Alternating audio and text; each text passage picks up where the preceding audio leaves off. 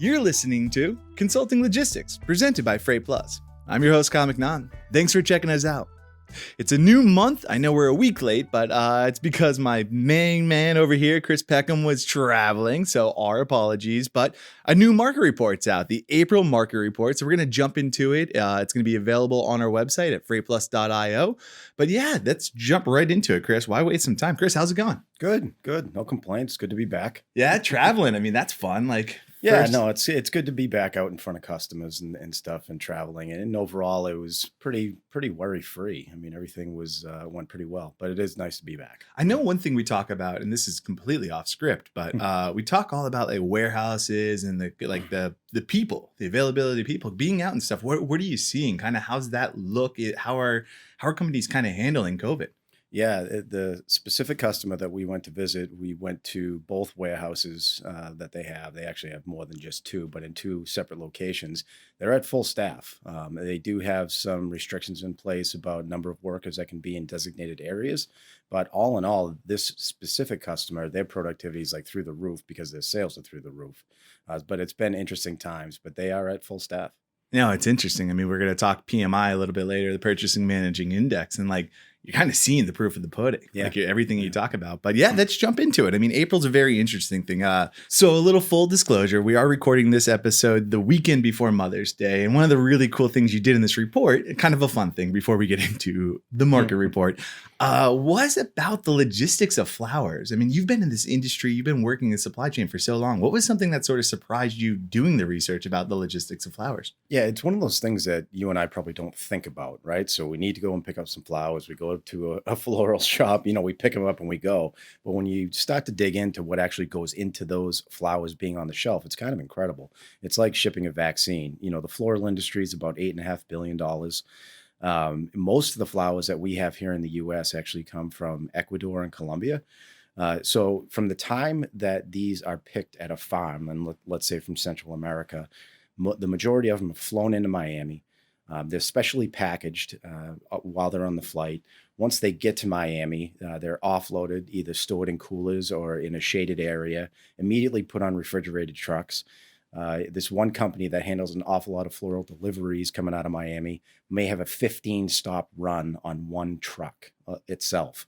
So from day zero, when the flowers are picked, most of the wholesalers want these in their hands by day 5. So it's just an incredibly short window of opportunity. February 14th, Valentine's Day, one of the Valentine's Day and Mother's Day, two of the biggest days in terms of sales for flowers. On February 15th, you're done, right? I mean, you can't show up on February 15th and say, here, honey, here are some flowers. You got to the 14th and that's it. You might be able to give mom something the day after. Moms tend to be a little bit more forgiving. Yeah, very true. Not speaking from experience. So far, knock on wood, I haven't messed that up. / the wife really doesn't put time into that type of stuff. So I luck out a little bit, but yeah, you definitely can't mess that up.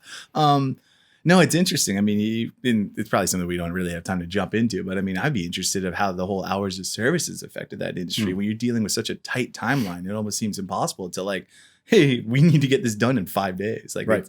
It's fascinating. But let's kind of move forward. Let's go into the report. All the fun stuff. Get to your mother some flowers, and meanwhile, here's the pain. Let's talk about some modes. Truckload. How did truckload perform in April? Yeah, truckload, unlike my grades in high school, this month was remarkably consistent.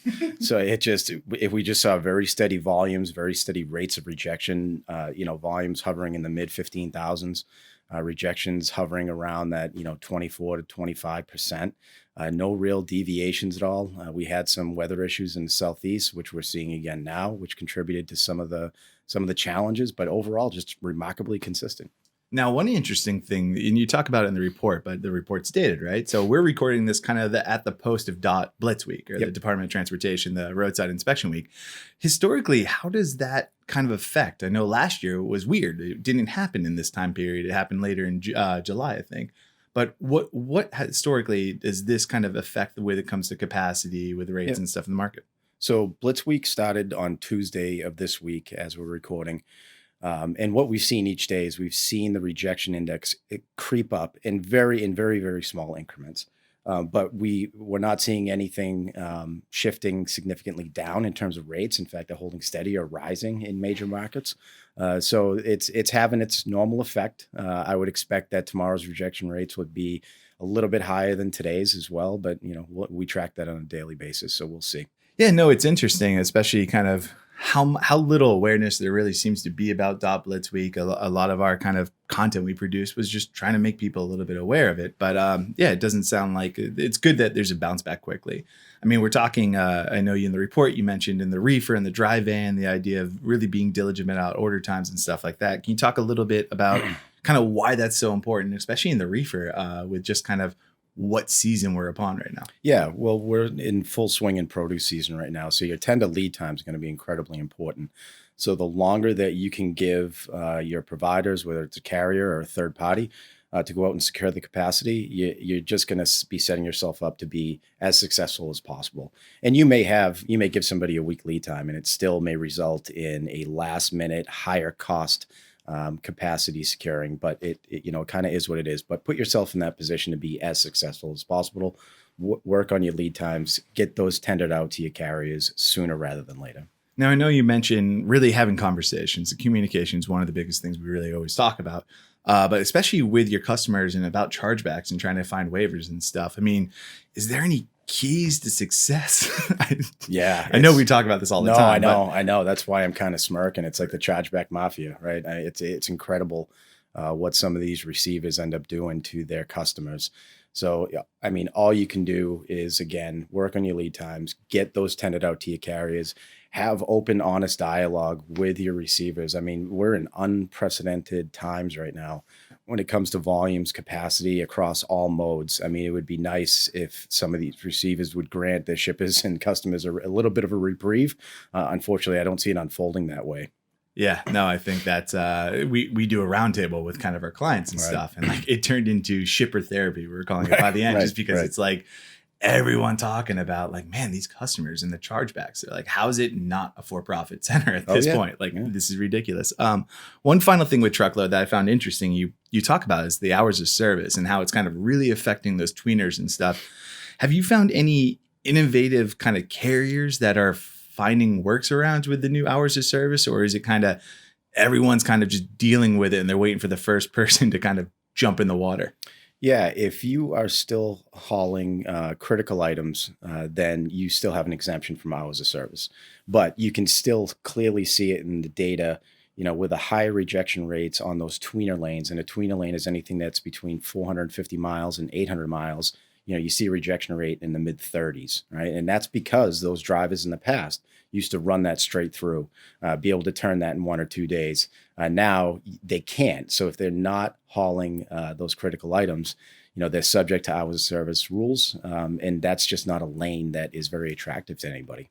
Yeah, no, I think that the hours of service is going to need innovation in the industry. I mean, critical kind of items right now are kind of what everyone knows about, but it'll be very interesting to see who's able to kind of figure it out and how to make the tweener lanes work. But let's move over. How did LTL perform in the month of April? No real change here. I mean, it's still just an incredible struggle. Everyone's LTL networks are just jammed up. They're still dealing with COVID-related restrictions in terms of labor, and everybody's releasing their earnings now too. So I'm consistently reading best earnings of all time. But you're also seeing the carriers address some of the issues that they have, right? So they're putting together very specific programs to recruit drivers, recruit dock workers. Saia specifically just had an article out yesterday about 500 new drivers. I know Estes is doing the exact same thing. Most of these guys are following the same blueprint, right? They need drivers. They need to expand terminals. Terminals take time and they take money, though. But the driver shortage, that's something that we need to address now. And most of these companies are. Now, it's interesting because I know we put a lot of contextual and kind of anecdotal information in the market report. One of the really cool things about the LTL corner is you've got Chris Gula, this kind of long-term industry expert, but he mentions in the report, like one of the carriers, a smaller regional kind of terminal, had a job posting for, let me make sure I'm reading this correctly, it's 7 openings, and they received 1 application in the past 60 days. I mean, it seems like while there is a lot of effort going into recruiting, how much of it's for immediate relief? I mean, I hear it constantly. Like Yeah. getting people to come back to work seems to be an issue. Is there any really good immediate solutions kind of out there? I mean, carriers are doing what they can. They're offering bonuses. They're offering guaranteed work. People are still getting stimmies, right? They're still getting stimulus checks. So a lot of these folks are just kind of riding it out. And Bud then, Light's putting out stimmy checks all of a sudden. You're like, Right. okay, I'm signing up, but regardless, yeah. I mean, hopefully there'll be a full scale return for everybody. Again, recruiting drivers is just going to be the absolute key. But I am seeing compensation, especially in the long haul, for the long haul drivers with guaranteed work and all this stuff. I am seeing that compensation start to rise because it really hasn't risen all that much since deregulation. So it's kind of incredible, but it's something that we need to address.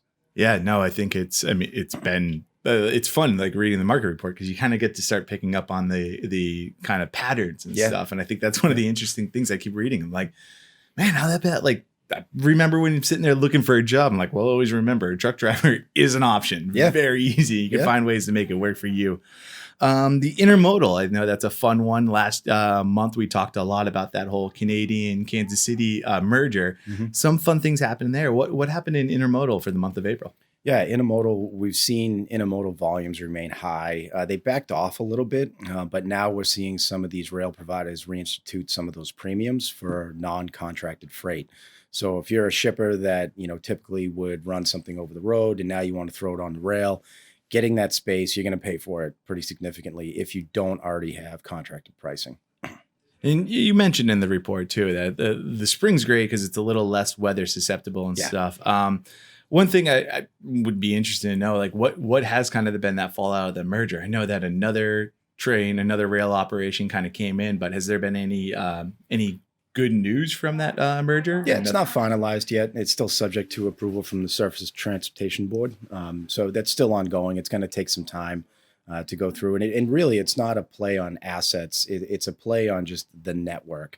So the Canadian Pacific wants to be able to establish a full North American intermodal network, one that doesn't exist today. So they're, when I say it's not assets, it is in that they're buying track, right? So that way they can connect Mexico all the way to Canada. It's not about buying locomotives, so to speak. So let's move over to ocean. Ocean was a fun one. I think ocean cargo is one of the rare instances where it kind of became big in the pop culture with the Suez and the Ever Given.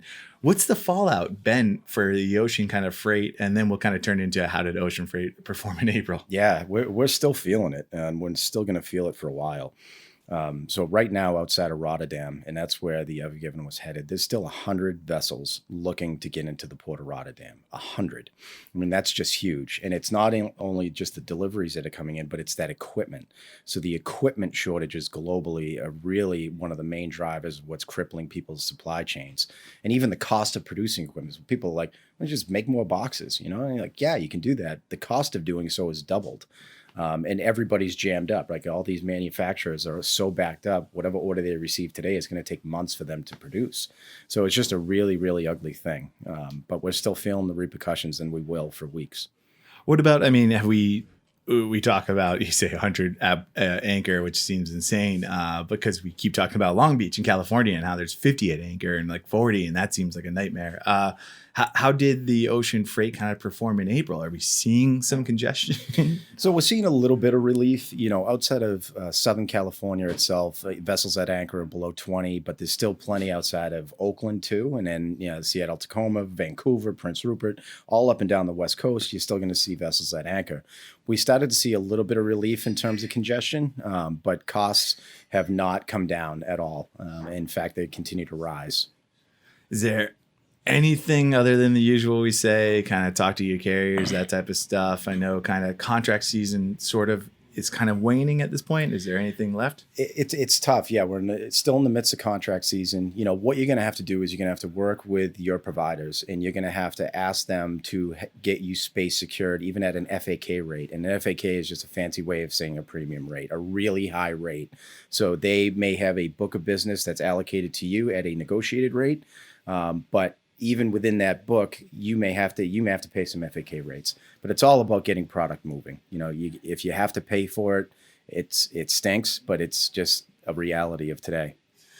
Let's find some positive. I think the indicators is probably something that's going to be a little more positive for us because like you said in the report, fuel is finally getting to 2019 levels. You called it. Everyone was like, it's going up. No. You've consistently been saying, like, I don't think it's going to get that bad as what we're all predicting. Talk a little bit about fuel. How did those indicators perform in April? Yeah, we had a little bit of a reprieve, right? So it went on a 5-month tear. It was up like 36% over those 5 months.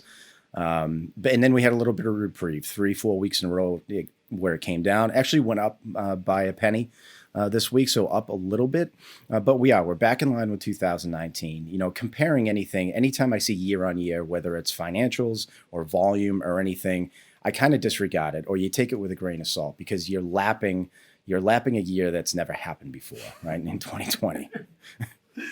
Yeah, no, it's definitely interesting. But yeah, I think you talk about the refineries. It's kind of the big thing. Are they going to open? What's something kind of people can pay attention to? What's an indicator to see, like, hey, this is probably going to help relieve it? It's just refineries opening? Yeah. So when a refinery shuts down, it's not like you can just go and flip the switch and all of a sudden they're back up and running, right? This is going to be a significant ramp up period. So with consumption going up, more people are going to be driving. More people naturally drive in the summer months anyway, but now things are opening back up. Traveling's opening back up. In fact, on my flight back from Los Angeles, it was a full flight, middle seats and all. So the major airlines are just opening everything up. Travel's going up. Just general consumption's going up. So these refineries should open up. And that should hopefully help mitigate some of the increases that we've seen in diesel fuel. So the EIA, their projection for 2021, I want to say is around $2.94. Again, that's just a projection for right now. We're a little bit above that. So hopefully we'll see a little bit of relief. Yeah, that's awesome. And then I think the last thing we can really talk about is the purchasing managers index, the PMI. You kind of talk a little bit about in the truckload mode, but I mean, the flatbread right now is kind of the capacity is very tight because the automotive and the manufacturing or the kind of the construction sectors, they're moving. What's the PMI kind of leading us to believe? Just kind of more the same, right? Yeah. PMI again is above 50. So this has been, I want to say, it's been quite a few months in a row where it's been over 50, which indicates that expansionary economy. And in the latest one, all 16 of the sectors were all favorable and all positive. I think in previous months it was 15 out of 16 or 14 out of 16, but all of them are all trending in the same direction. So they just released the April results, which were down slightly from the March results, but it was still over 60. So it's still all trending in the same direction. So just more planning, kind of be prepared. This volume's coming to the market. It is, especially in the automotive sector. So, you see that on imports coming in from Europe, a lot of import of just finished goods and autos, a lot of machine parts coming in, restrictions in these factories in the U.S. Being lifted. So it just means productivity is going to go up. And the backlog of orders is significantly high right now too. So as more people come in, there's more output from these factories. It just means it's going to be more goods in the market, which unfortunately negatively from a cost and capacity standpoint, negatively impacts transportation. Yeah. No, if memes have anything to say, it's that the price of lumber is too damn high right now. It's the big joke on the thing. Chris, I know you're crazy busy. I know you've been traveling. I know you have so much to do. I cannot thank you enough for sitting down with me this morning. No, it's always fun. It's always fun to break it up and sit down and carve out some time to do that. Absolutely. If anyone wants to get in touch with you, best way? Best way is probably email. So it's cpeckham@freightplus.io, or give me a shout. Give me a call, and I'm always here to answer your questions. Always. The April market report will be on the website. If you go to freightplus.io, I believe it's /April-market-report. You can download it right there. Really fun stuff. Chris is really taking his time. I mean, it takes a lot of time to fill this out and kind of get a lot of cool anecdotal information. A lot of cool things we're going to do with that market report. So again, sign up for our newsletter. It's probably the easiest way to kind of get it in your email box the second it's ready. For Chris Peckham, I'm Kyle McNaught. Thanks for watching Consulting Logistics. Rock and roll.